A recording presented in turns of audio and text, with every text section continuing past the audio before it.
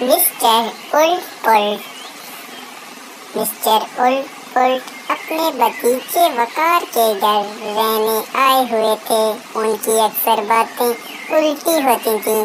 وقار 8ویں کا طالب علم تھا۔ مسٹر الٹ پلٹ کیا آئے، اس کا گھر کا زعفران بن کر رہ گیا۔ مسٹر الٹ پلٹ کی باتوں پر ہنسی روکنا مشکل ہو جاتی تھی۔ مسٹر الٹ پلٹ البتہ تمل ملا کر رہ جاتے کہ ان کی باتوں کو کوئی سیریسلی نہیں دیتا۔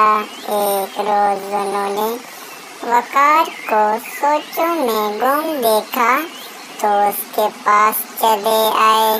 کیا بات ہے بدخرار، انہوں نے جلدی سے پوچھا۔ وقار چونکا۔ کیا کہا بدخرار؟ ہاں چچا بدخوردار ہوتا ہے۔ وقار ہنستے ہوئے بولا۔ وہی ایک ہی بات ہے، تم لوگ تو مزاح ہی بنا لیتے ہو۔ چچا خفیزے بولے۔ آپ کچھ فرما رہے تھے؟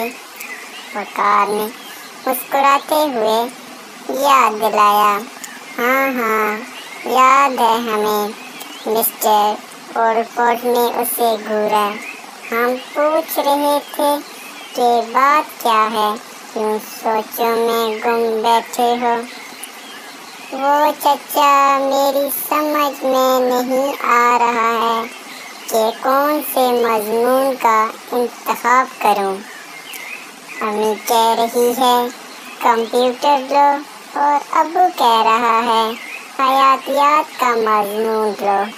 9ویں میں کوئی ایک منتخب کرنا ہوتا ہے۔ وقار نے اپنی پریشانی بتا دی۔ لو یہ کون سی مشکل بات ہے، کمپیوٹر لو۔ میاں کمپیوٹر بہت فائدے میں رہو گے، چچا فوراً بولے۔ لیکن چچا کمپیوٹر سے مجھے نیند آتی ہے، وقار منمنایا۔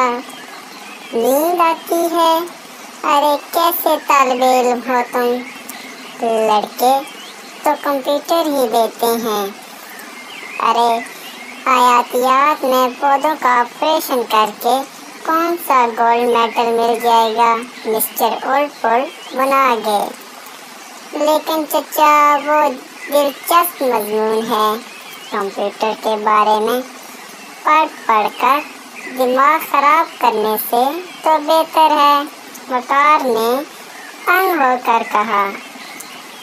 ٹھیک ہے، جب اپنی مرضی کرنی تھی تو مجھ سے مشورہ کیوں مانگا؟ تمہیں رکشے میں بٹھانا اور اونٹ کو سمجھانا ایک ہی بات ہے، مسٹر الٹ پلٹ بنا کر کہتے ہوئے اٹھے اور باہر چلے گئے۔ جب وقار ہنس کر لوٹ پوٹ ہوا جا رہا تھا۔